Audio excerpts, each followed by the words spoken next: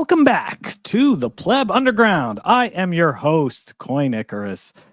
Guys, I hope you had a great weekend. I know that obviously there's the whole Iraq, Israel conflict that's going on. So that's kind of, overshadowing the news. Obviously, I'm not going to be talking about that stuff because I'm not fixing any of that shit. So why would I even bother? But one thing we are going to take a look at, right, is once again, the Bitcoin Treasury narrative, the Bitcoin Treasury companies. I thought that this was actually pretty funny. As some of you guys may know, it turns out that Facebook and or Meta doesn't really care about holding Bitcoin on its balance sheet. Doesn't really surprise me. I have been alluding to this already for several months, if not even a year, if not longer. I've explained why I believe that, but I think it's interesting that we actually go through and see what the comments were from Meta about this. Okay.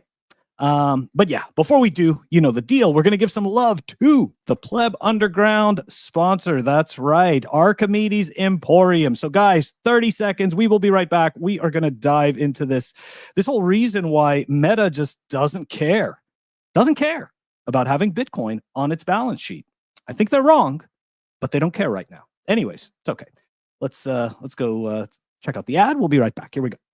Head on over to Archimedes Emporium. They make absolutely beautiful Bitcoin branded products. They just dropped their first one. It is the solid aluminum Bitcoin clock. I had to get my hands on it so that I could show it to you guys. Take a look. Really, really nice piece. Beautiful craftsmanship. Head on over to archamp.co. The link is going to be in the show notes. That is Archimedes Emporium. Head on over there. Good morning, Mr. Zuckerberg, fellow shareholders, and members of the board. My name is Matt Cole. I'm the CEO of Strive Asset Management, which was co-founded by Vivek Ramaswamy. And I'm presenting to you live from the Bitcoin conference in Las Vegas, Nevada, asking that Meta put Bitcoin on its corporate balance sheet. The case for putting Bitcoin on your corporate balance. Okay, everybody remembers that video. We're not going to play the whole entire video. Obviously, there's a link to it in the show notes, right? But yeah, I remember when I first saw that video, one of the things that I noticed was it seemed as though he was talking to absolutely nobody. I mean, I think it's just safe to assume he was leaving a voicemail. Then the other question is, did Zuck even check it out? Was this even all staged? More than likely, it was all staged. But anyways, that's not really the point of this, right? The point of that was to show you just how big this was going to be. That's right. The Strive CEO is talking to Mark Zuckerberg, and that the wheels are in motion. That's it. We're going to see Bitcoin everywhere, right? And of course, that's just not the case. That's not what we're seeing based on the companies that we're seeing go public, or the companies that are doing reverse mergers or SPACs in order to get attention and be able to help push the narrative that they're buying Bitcoin in order to secure their business. Because I don't really, I'm trying to think about it, right? Like, what other reason would you really have to buy Bitcoin, right? The whole thing was, Michael Saylor was selling the melting ice cube theory 3 years ago, right? I've got this cash, I've got this melting ice cube. I'm not diluting shares. I have with, and now the story has changed. Now the cash is not enough, right? Actually saving your purchasing power, that's not enough. The real key is diluting your shares and purchasing Bitcoin, and then spinning the narrative to the public that somehow the people that own these shares have some type of a claim to the Bitcoin that these underlying companies claim to hold, which is just complete fucking nonsense. When you sell shares, you get cash. There is no Bitcoin redemption window in this. Anyways, all right, I can go on about that forever. And of course, actually, guys, on July 11th, we are going to have Pierre Rochard on the show. And as you guys know, Pierre is a huge proponent, or has become a huge proponent, of these Bitcoin treasury companies. And as you guys know, I am not a proponent of garbage companies diluting their shares in order to buy Bitcoin. I'm a proponent of good, high quality companies that actually earn real revenues by providing products and services. Yes, they have cash they can hold on to. They should probably look into buying Bitcoin. Anyways, Pierre's going to be joining us. He and I and Ulrich, we are going to have this argument. Obviously, I'm not as elegant as Pierre, so chances are I'm not going to, I don't know if I'm going to win that argument, but damn it, I'm going to try. I'm going to try to prove it to him. Okay, anyways, let's dive into it, guys. So, no surprise here, right? Out of Cointelegraph, Meta, Amazon, and Microsoft say no to Bitcoin for Treasury. And of course, what are they citing? Volatility and the unclear value. So apparently 16 years of Bitcoin's track record, that's just totally unclear as to what can happen. And the volatility, I mean, nobody could be predicting this, right? These 4-year cycles that we're seeing play out over and over again, it's just unpredictable at this point. I don't think that's the real reason, but it doesn't make a difference what the real reason is, you know? What's which guy's motivation? Me? I don't know. Anyways. All right, let's keep going here. All right, so Van Eck, right? What did they have to say? Why are these companies not getting it? So they cautioned that companies like MetaPlanet, right, aggressively raising capital to buy Bitcoin, risk crossing from strategic growth into shareholder harm. Once you're trading at net asset value, shareholder dilution is no longer strategic, it's erosion. It's a bit of a gray area. I don't disagree, right? Like, obviously, I think if you're diluting shareholders and you're not actually creating any types of real world products or services that are bringing in new revenue, then there really is no case to hold those shares. And obviously, if let's say you have an asset, that an income producing asset, right? That would also be good, right? This is essentially like real estate, right? It's one of the ways that real estate works. And if you go and invest in a real estate investment trust, anyways, so yeah, I mean, it's a bit of a gray area. It's not entirely 100% accurate, and that's fine. All right, so let's dive into why Meta rejected this. So at the 2025 annual shareholder meeting, there was a conclusive pushback against the introduction of a Bitcoin treasury. Over 90% of the shareholders voted to reject a Meta Bitcoin treasury vote proposal. Okay, so look at how much cash they have. $72 billion.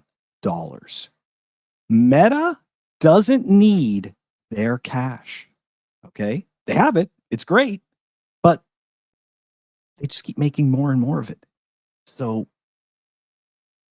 this should have been something really simple, right? Something that they just said, hey, this is a no-brainer.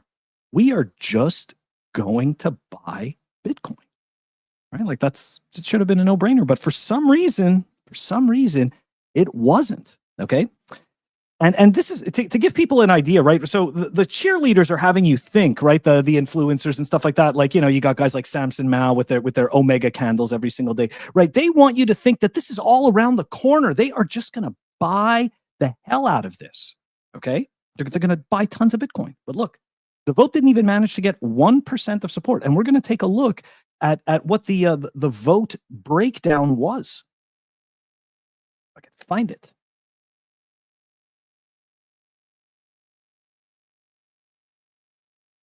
Hold on a second, guys. I'm sorry. I got to go find that vote breakdown because that matters.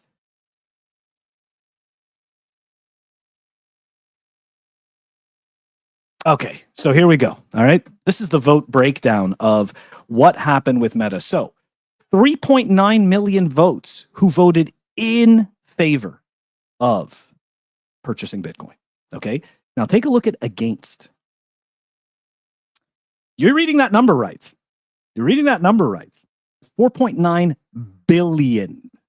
Okay. 4.9 billion votes against. And obviously you could see the people who abstained, it doesn't matter what they said because they didn't vote. And then the broker non-votes, essentially, these are just shares that are held by brokers. And pretty much as it says right here, if the shareholder doesn't explicitly explain to the broker, which way to vote, then it doesn't really matter. But we can almost assume that these votes just completely, they died on the vine, right? And again, what are the reasons why? Right? Why is this happening? And it's the same thing over and over again, right? Volatility concerns. This is nonsense. Regulatory uncertainty, which is kind of interesting, right? Because just this week alone, or sorry, well, yeah, actually yesterday, right? Here we go, Cynthia Lummis and it's Mike Rogers. They want to essentially get a bill passed that exempts Americans from paying taxes on these small purchases using Bitcoin. So, regulatory uncertainty, meh. I don't know.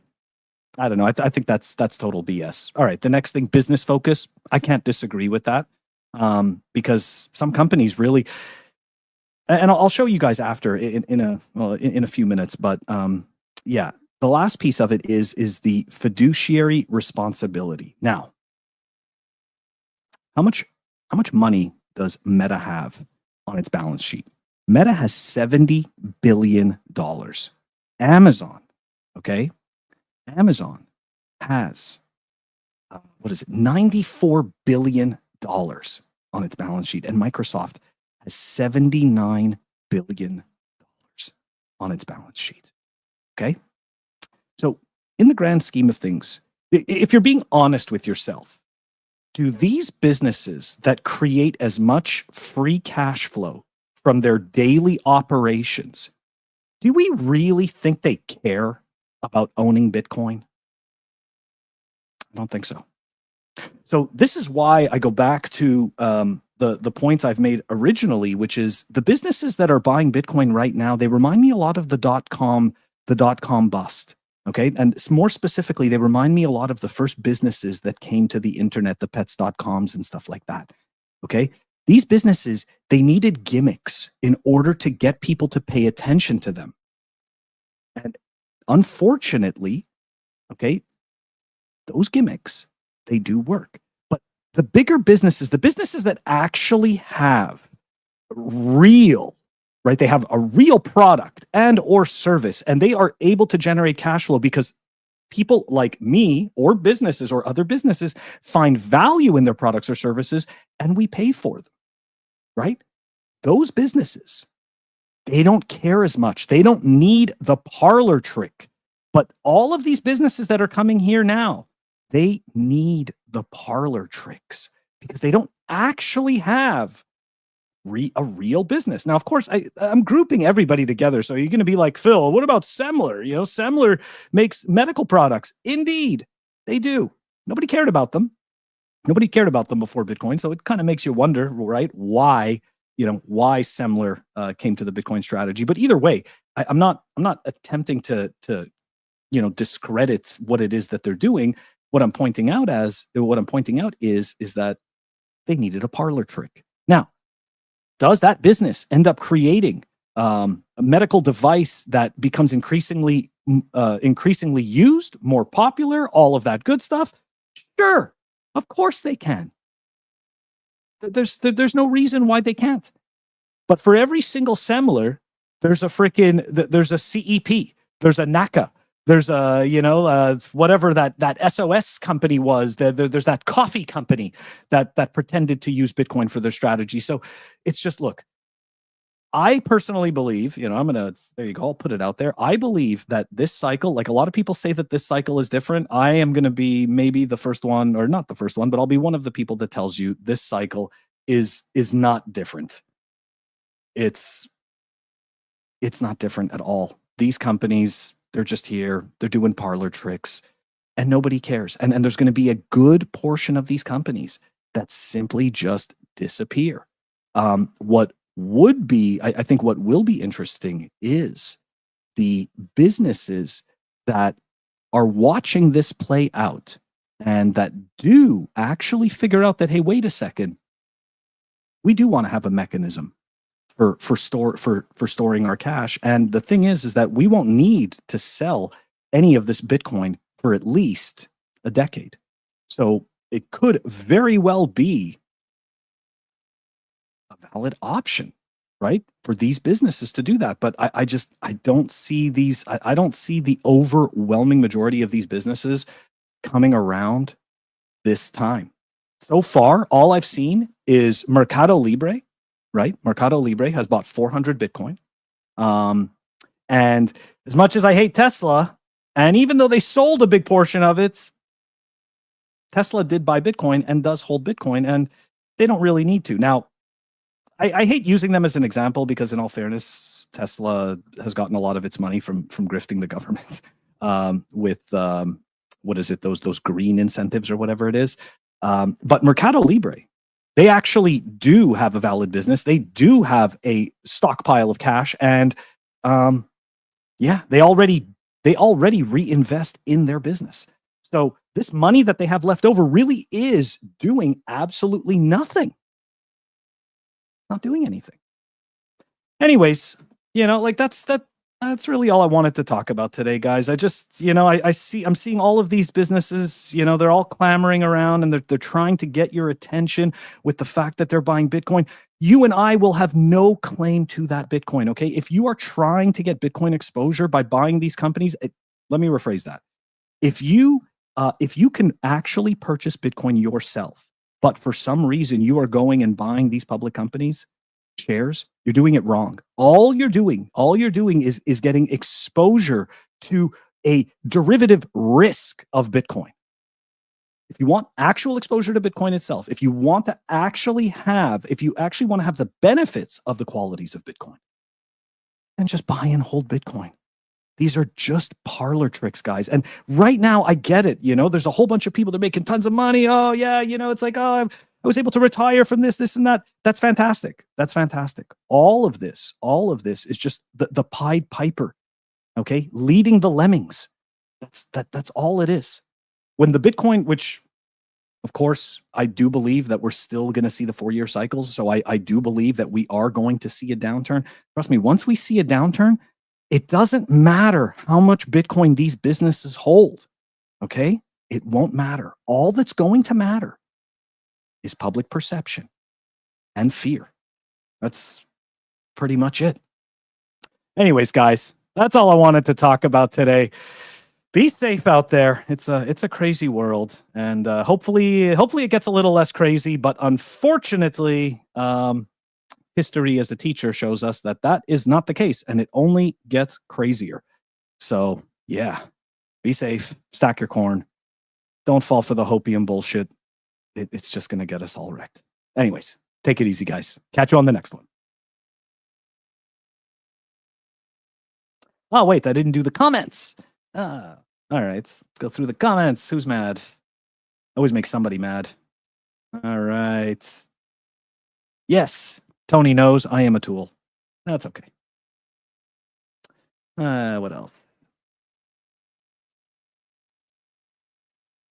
Oh, here we go. Companies can have move a portion of their cash balance to BTC without any other actions. They don't need to raise. Yeah, this is exactly correct, right? And this is what Saylor was doing at the beginning, right? So that, I don't know.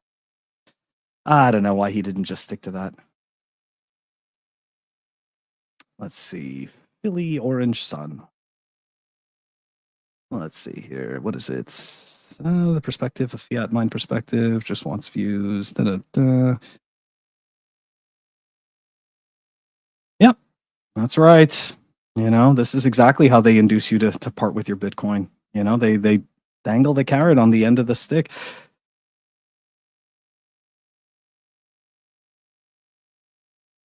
I think that's a good point. I think that people don't appreciate, right, like where Bitcoin came from. I mean, all of these people who think that we need these institutions, they just don't know that they need Bitcoin yet. That's all, right? This is just a timing thing. So yeah, Philly, I appreciate this. What else here?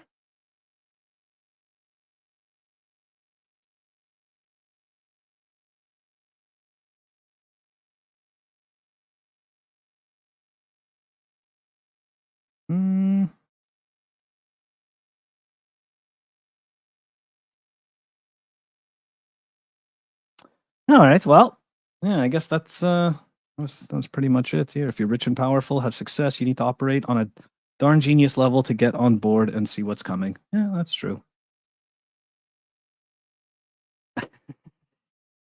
That's okay. Sometimes I'm long-winded.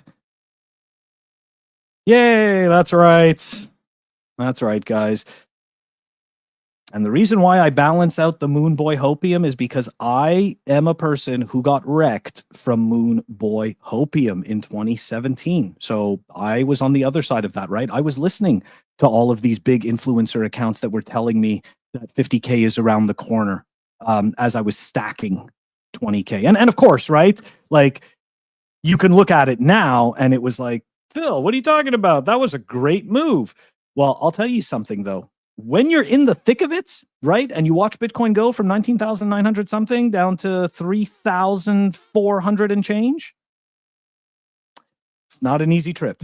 Okay, it's not an easy trip. So, yeah, definitely got to balance out the Moon Boy Hopium.